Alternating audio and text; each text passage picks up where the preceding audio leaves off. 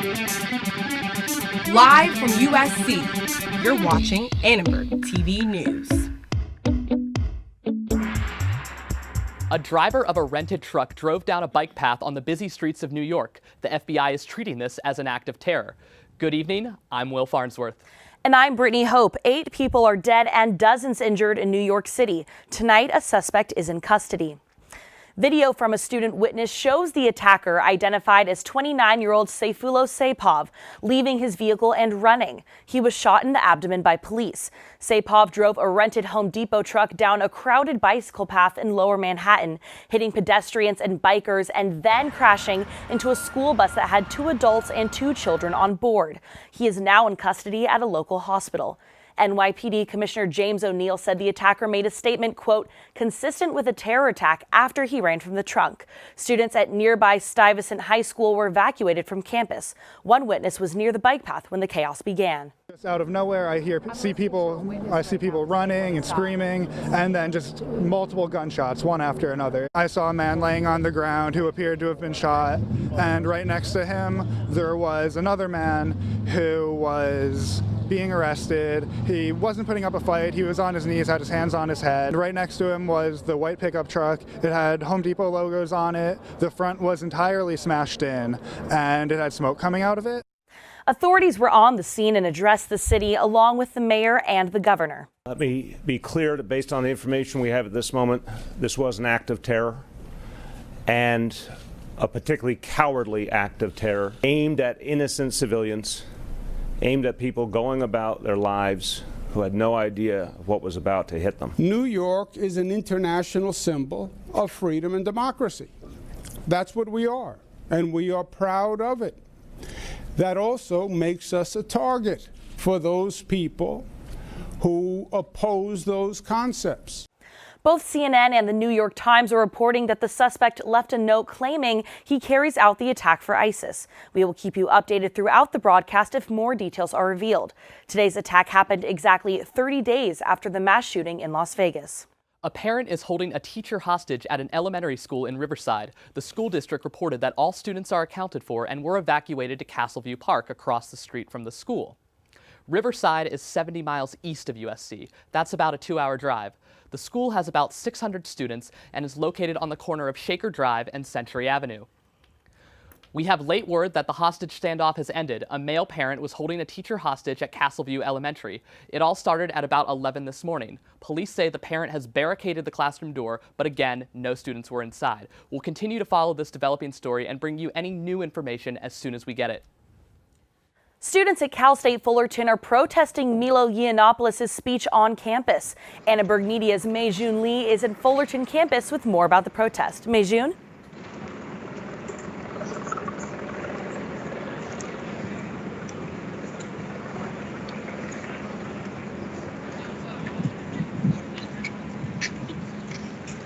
I'm here at the Cal State Fullerton campus where hundreds of students are protesting against the hate speech.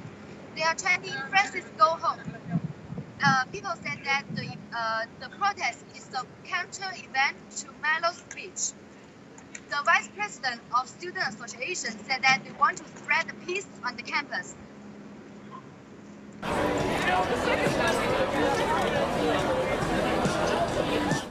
Don't want our campus to have a certain viewpoint from outsiders, so we want to be like, this is what we're really about. We're about unity, community, equality, bringing people together, and so we're having all these associations or clubs or like resources on campus that have a positive light come together for like a little party. We just don't want to be violent, basically, you know, like this is our campus and we really don't want that here. The protest started at 5 p.m. and will be continued till 8 p.m. The police is here to protect people's safety. Back to the studio. Annenberg Media posted a Twitter poll today asking students if inviting controversial speakers like Yiannopoulos to college campuses is protected free speech or should not be allowed because of the possibility of violence. Now, 54% of students said yes, Milo Yiannopoulos has a right to free speech, while 40% said no, it incites hatred, and 7% couldn't identify who Milo Yiannopoulos was. Tensions are high on Capitol Hill as lawmakers and the administration react to indictments of Trump campaign advisors. This is part of special counsel Robert Mueller's investigation into Russian meddling in the 2016 election. President Trump tweeted early this morning about former campaign advisor George Papadopoulos, who pleaded guilty to lying to investigators. Former campaign manager Paul Manafort was indicted on charges of money laundering and conspiracy. Trump tweeted, quote, "The fake news is working overtime." As Paul Manafort's lawyer said, there was, quote, "no collusion, and events mentioned took place long before he came to the campaign." Few people knew the young, low-level volunteer named George, who has already proven to be a liar. Check the Dems. The vice chairman of the Senate Intelligence Committee weighed in. Yesterday, we saw one more example of where the Russians were actively reaching out to Trump officials, trying to offer dirt, emails, disparaging information about Hillary Clinton. It raises a whole host of additional questions. President Trump's personal lawyer said there are no plans to take action against Special Prosecutor Mueller. Facebook, Twitter, and Google executives testified today at a Senate judiciary hearing about Russian intervention during the 2016 presidential election. The three companies admitted that Russian-backed accounts spread misinformation on their platforms. I gather that all of your companies have moved beyond any notion that your job is only to provide a platform and whatever goes across it is not your affair. Senator, our commitment to addressing this problem is unwavering. We take this very seriously and are committed to investing as necessary to prevent this from happening again. Absolutely. Mr. Edgett? Absolutely agree with Mr. Stretch. And this type of activity just creates not only a bad user experience, but distrust for the platform. So we are committed to working every single day to get better at solving this problem. The Russian ads reach as many as 126 million people just on Facebook. Google found 18 YouTube channels associated with the Kremlin. Twitter identified more than 2,000 Russian operative-controlled accounts with 36,000 bots that tweeted 1.4 million times during the election. A computer science researcher and professor at USC says the targeted ads influence voters by creating a confirmation bias. The real problem that arises here is more from the how these ads interact with the psychology of the users. If you already have certain beliefs and now you see an ad that confirms those beliefs, it's very impressionable. And that's what this targeted advertising helps people do. There will be 2 more hearings tomorrow with the Senate and House Intelligence Committees. The Justice Youth Coalition is using Halloween for activism. The grassroots group gathered in downtown Los Angeles to protest against jail expansion. Annenberg Media's Judy Tsai went there to find out more about protesters' demands. At first glance, you might mistake this for a Halloween celebration, but these people are here to protest against LA County's $2 billion plan to build 2 new jails, one to replace the men's central jail in downtown LA and a women's jail in Lancaster. So the theme of today is really like, if you think that being in jail, Halloween is scary, try being locked up in the county jail. Protesters voiced their outrage at a LA County Board of Supervisors meeting, prompting the board members to leave. Some former inmates like Davon Williams want to see changes happen inside jails. The treatment in there is horrible. Just because you change the way something is built does not change the conditions of how you're treated. Today's protesters believe money should be spent on resources for at-risk youths and former inmates and not on building another facility like this one. We need community centers. We need after-school activities for children. We need and lots of environments where people can get job support. In a statement to Annenberg Media, the LA County Sheriff's Department said, "The Consolidated Correctional Treatment Facility is designed with the goal to provide our inmate patient population with the nation's best rehabilitative practices in an appropriate therapeutic environment." But protesters say they want the city to focus less on incarcerating individuals and more on reducing crime. For Annenberg Media, I'm Judy Tsai. It's a must-win game for the Dodgers tonight over at Dodger Stadium in Game 6 of the World Series. Our sports anchor, Peter Gearson, has an update on what's going on with the boys in blue. Thanks, Will. After some of the wildest games in World Series history, Game 6 is underway at Dodger Stadium.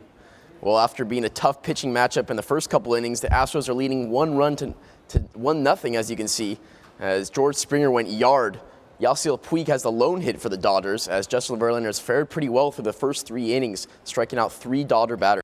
We'll check back in later on the game, later in the broadcast. Pitchers have complained about the quality of baseballs. Pitchers from both teams said the baseballs were slicker than normal, which made it games for the Dodgers and Astros to break the record for most home runs in the World Series with 22. Yu Darvish and Justin Verlander claimed that the balls had a different grain on the leather, which made it tough to throw certain pitches, like sliders. The seams are also tighter, which gives the ball better aerodynamics, allowing them to travel farther.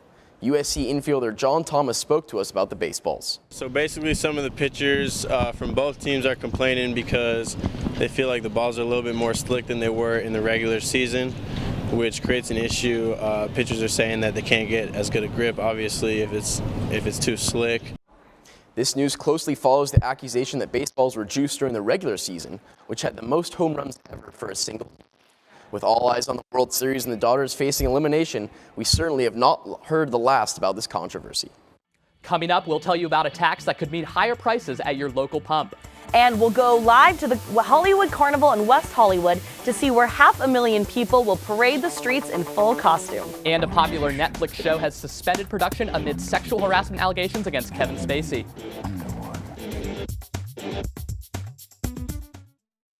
Recently, our country has witnessed catastrophic devastation.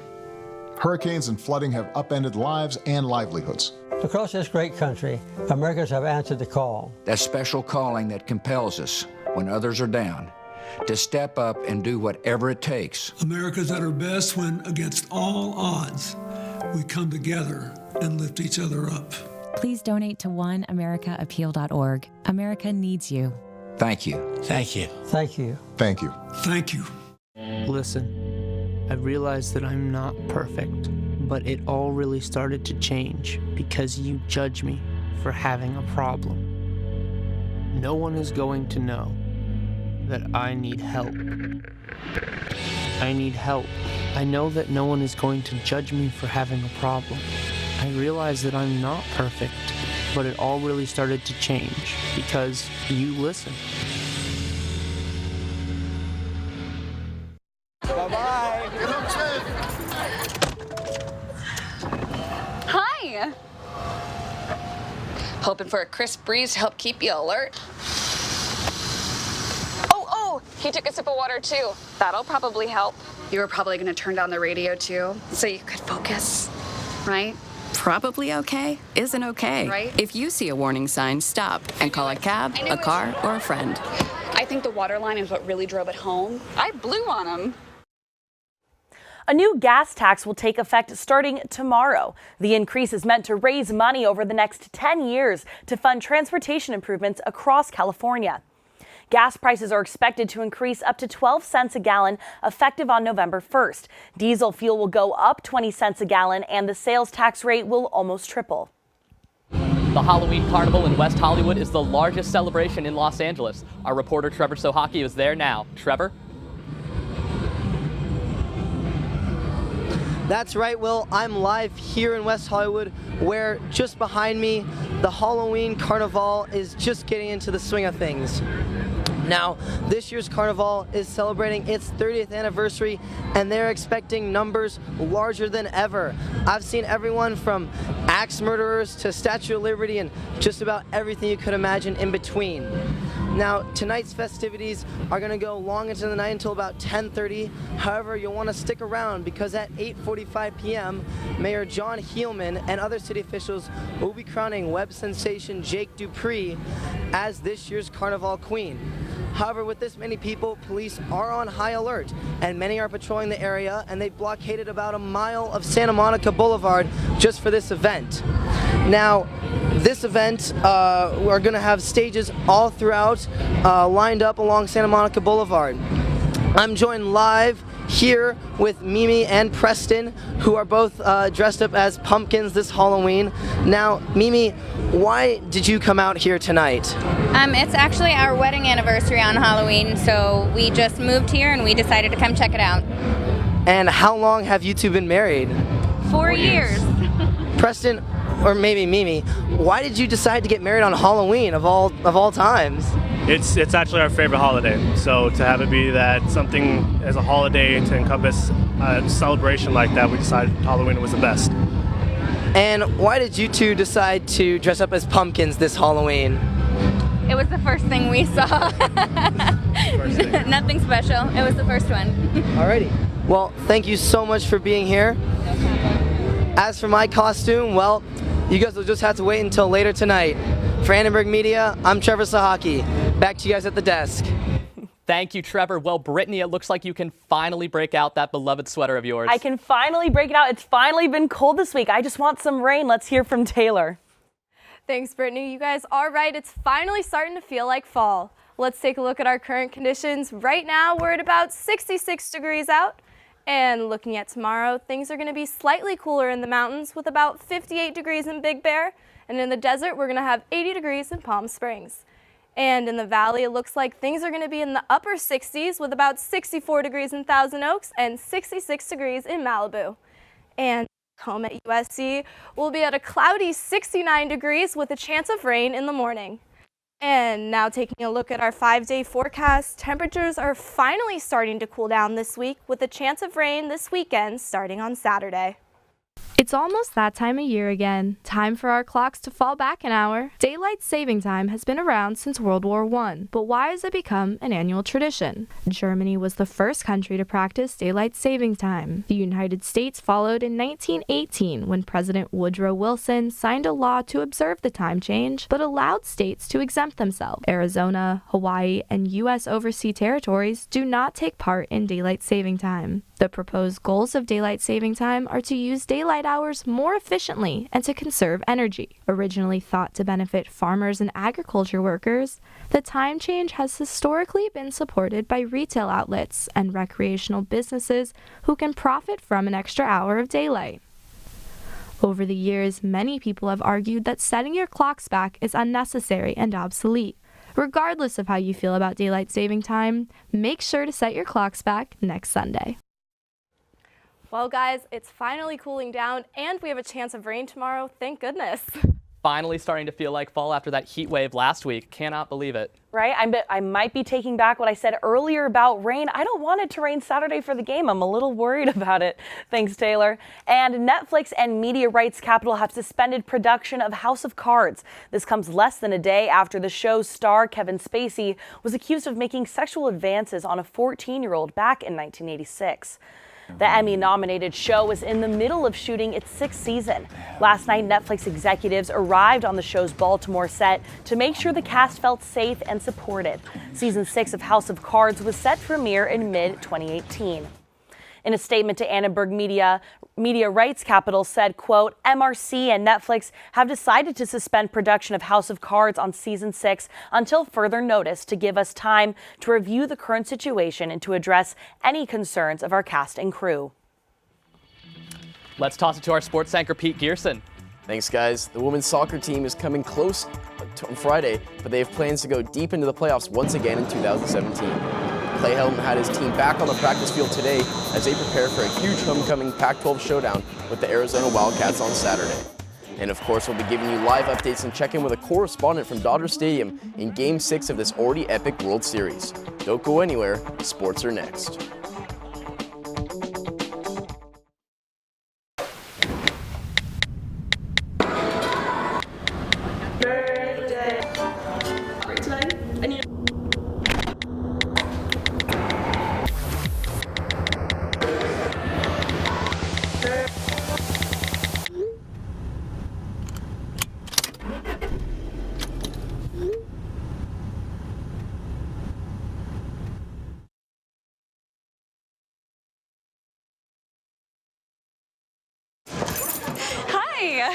You think you're probably sober? Yeah. But you're thinking about taking the back roads home just in case. Why would you do that? Probably okay isn't okay. Call a cab, a car, or a friend. Good choice. Every year, 40% of all food in the U.S. never gets eaten. 40%. That's almost half the food we produce. Food waste is a serious problem. It impacts all of us. And it's expensive. Your family is throwing $1,500 a year in the trash. We're working hard to put food waste on the chopping block. And you can do the same at home. Learn how to cook it, store it, and share it. Just don't waste it. Go to savethefood.com. After 15 years of smoking, Eva Marie quit. There's a new lung cancer screening that could save her life. You stopped smoking. Now start screening. Learn more at savedbythescan.org. The Astros are on the brink of capturing their first World Series in franchise history, but the Dodgers are back home and will have over 54,000 fans cheering them on. Right now, it's the top of the fourth. The Astros are up 1-0 as George Springer has hit a solo shot. We'll check in with a correspondent who was at the game tonight as she talked to a pair of fans who have made sacrifices to get to the game. People have had to change the way that they've spent their money this month in order to afford tickets and things like that. We care about the Dodgers and we care about our people, and this is really important to us. And I recognize that it's important to the Houston fans too, and I feel like they got their time, and now we get ours as well. We are gonna win! Dodgers, absolutely, yes, are taking Game 6. If the Dodgers can force a Game 7, they would likely send starter Yu Darvish to the mound with the option of bringing Clayton Kershaw out of the bullpen on 2 days rest. The Astros would probably start with Lance McCullers, the winning pitcher in Game 3, and use Charlie Morton as a lone reliever. Well, after a dominant victory in the desert, the Trojan football team is looking to gain even more ground in the Pac-12 South when they welcome the Arizona Wildcats to town this Saturday at 7:45. USC has won their last 14 home games, and Sam Darnold's a perfect 10-0 in his career at the Coliseum. The Trojans may have their hands full against a surging Arizona team that has won their last 5 games and are averaging an astounding 45 points per game, including a 58-37 win over Washington State last week. A big reason why the Wildcats have been so explosive lately is sophomore quarterback Khalil Tate. Tate is a true dual-threat quarterback, averaging a ridiculous 13 yards per carry, but only completing 46% of his passes. For comparison, Darnold has completed 63% of his passes with just 48 rushing yards this season, but he does have 20 passing touchdowns to Tate's 6. This is homecoming weekend for USC, so expect a ton of alumni to be tailgating around campus, and a solid number of Wildcat fans will make the trip from Tucson. The first edition of the college playoff rankings was released today, and surprisingly, the top spot went to the Georgia Bulldogs. Alabama, Notre Dame, and Clemson round out the top 4 positions, while the USC Trojans matched their AP poll ranking at number 17. The number 1 men's water polo team celebrated Senior Day with a 28-4 victory over number 11 San Jose State on Saturday. The Trojans improved to 21-1 on the season. We're going for it every year, so that's the goal, and we take it one game at a time, but that's our goal. The Trojans have 3 regular season games remaining, all of which come up against top 5 opponents. Then they'll have the MPSF tournament. The national championships begin December 2nd and will take place right here at USC. On to the soccer pitch. The USC women's soccer team is entering their final week of the regular season after seeing their 12-game win streak come to a close in a 3-1 loss against number 1 Stanford. The Women of Troy dropped 1 spot to number 6 in the nation. The team is now focused on its final regular season game against rival and number 5 UCLA this Friday. The winner will take sole possession of second place in the conference. USC's 14-1-1 record to open the season was its best start in program history. The Women of Troy will look to end the year on a high note as they start the chase for the repeat national championship. The NFL trade line is now over, but in the last 24 hours we saw some big names head to new places. The 49ers may have gotten a franchise quarterback when they gave the Patriots a second-round pick for quarterback Jimmy Garoppolo. The Carolina Panthers also made waves when they traded wide receiver Kelvin Benjamin to the Buffalo Bills for a 3rd and 7th round pick. Now let's check back in on the World Series. It's now the bottom of the 4th as the Dodgers are looking to get on the scoreboard here. Rich Hill does have 3 strikeouts through the first 3.5 innings, but he's right now trailing 1-0. Justin Verlander, now his counterpart, has performed exceptionally well. 5 strikeouts through 4 innings, and of course George Springer with that solo shot has given Houston the 1-0 lead as it's a 3-2 series lead, guys. Dodgers need to get on the board here. I'm really nervous. It's been a very high-scoring series, but this game's been close so far, so it'll be curious to see how this goes. I'm getting nervous too. I really hope those Dodgers come through. I think because we're home, I think we'll get that spirit towards the end and really pull it together. Thanks, Pete. And coming up, we'll show you this year's most popular Halloween costumes. You won't believe what topped the list.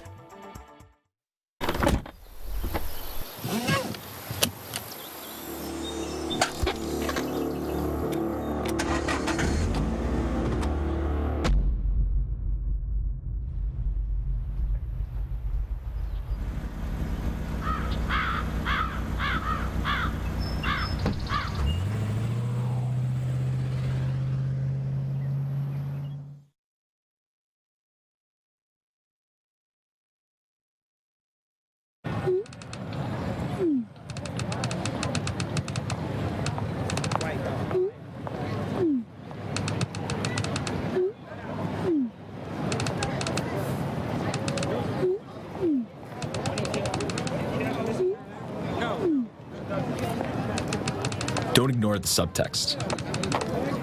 It's on us to intervene in sexual assault. Because we can.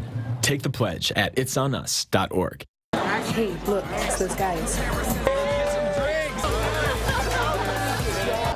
Are you good to drive? I'm fine. How many did you have? I should be fine. You should be? Go and step out of the vehicle for me. See ya, buddy. Good luck. So turns out, buzz driving and drunk driving, they're the same thing, and it costs around $10,000. So not worth it.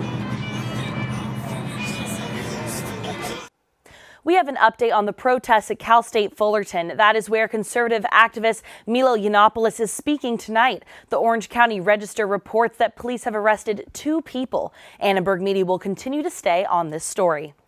This year, Americans will spend a record $9.1 billion on Halloween-related merchandise, according to the National Retail Federation. A mom-and-pop costume shop in Hollywood is working to keep up with the demand.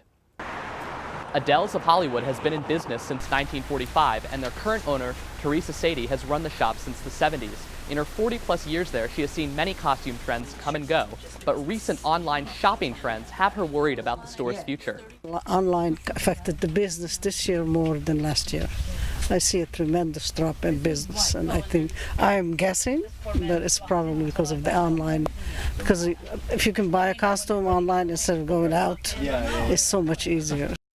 While Stranger Things and Hugh Hefner-inspired costumes sure have been popular, Sadie says what her customers are looking for the most are cloud costumes from the movie It. Now, you guys, what are you all going to be for Halloween? You know what's crazy is I've been so busy with school, I haven't even thought of it, but my makeup's already done, so I'll just go home and just see what I have, throw something together. What about you?